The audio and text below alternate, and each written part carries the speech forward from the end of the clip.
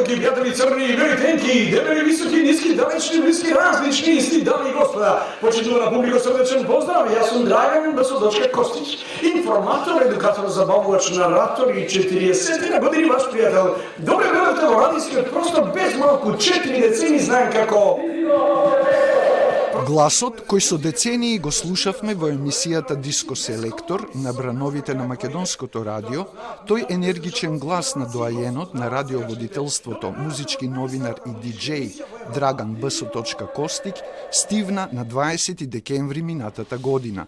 Но остануваат сеќавањата за човекот чии радиоемисии, меѓу кои се и Кавервил, Чартфайл и Заборави ако можеш, за генерации слушатели значија информација, едукација и забава во полето на домашната и странската популарна музика.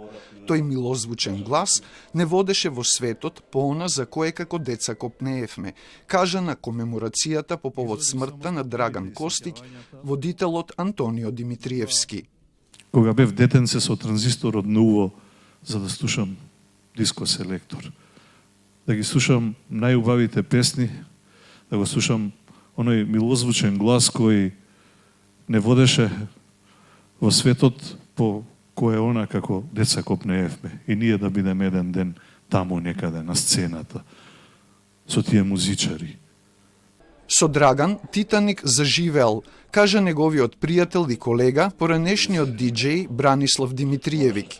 Тој со Костик 9 години заедно пуштале музика во диско клубот Турист на покана на Григор Копров. И јас кога влегов во клубот, викам, што е ова? Викам, ова е Титаник кој тоне. Драган вика, не се кира, јас сум до тебе. И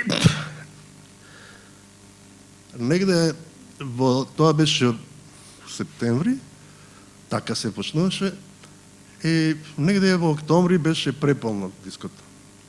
Драган Басоточка Костик одигра важна улога и како промотор на македонските бендови од 80-тите години на 20-тиот век.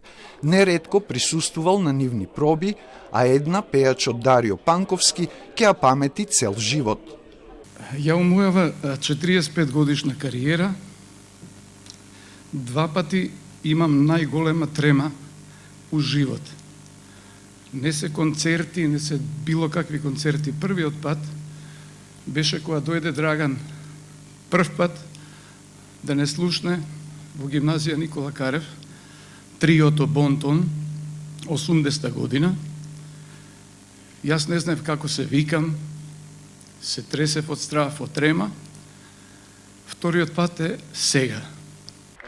По секој говор аплауз и отворена книга на жалост, во која се потпишаа присутните на комеморацијата. Драган Басоточка Костик почина на 75 годишна возраст по кратко боледување.